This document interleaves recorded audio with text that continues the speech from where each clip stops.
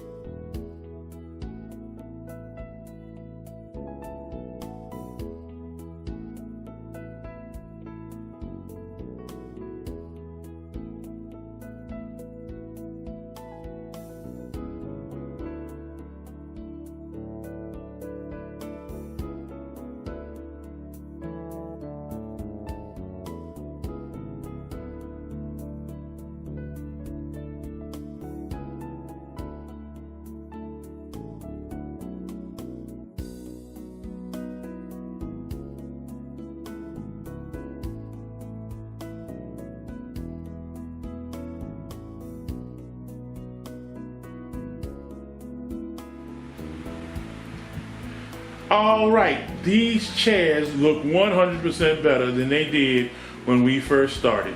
We got all the areas that were loose and falling apart put back together. We put in a whole new frame on that chair on the bottom.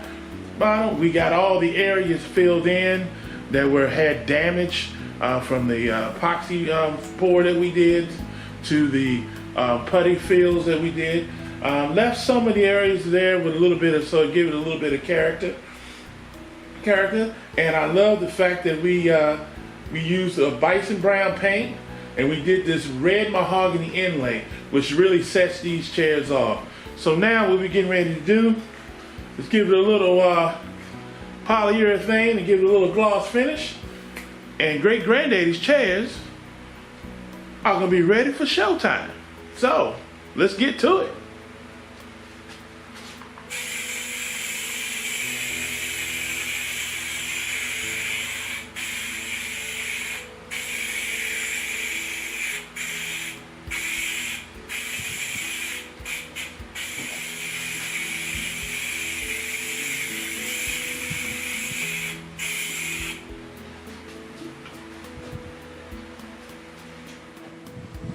All right, now I don't know about you, but I think my great-grandfather would be very, very proud out of me and what I did to his chairs. They are absolutely beautiful. Look at that Bison brown finish with that red mahogany inlay. Look at that. Let's go a little closer. Look how beautiful those wood grain patterns are in that chair. Yeah, I mean, just absolutely gorgeous. Oh, I can't wait to get these in my living room and show them off to family and friends. Like I said before in previous, a lot of work needs to be done. Being that these wood chairs are over 100 years old, there were certain things that couldn't be done, but there's certain things that are done, and I think these chairs came out absolutely awesome. So, with all that said, if you like what you saw in this video, click that like button, hit that subscribe button, support the channel, and leave a comment. So something that you think I'd like to do in the future, or something that you saw in this video that you thought I could do better, or just say, hey, great job. So with all that said, thank you for watching another episode of Restorations. Peace.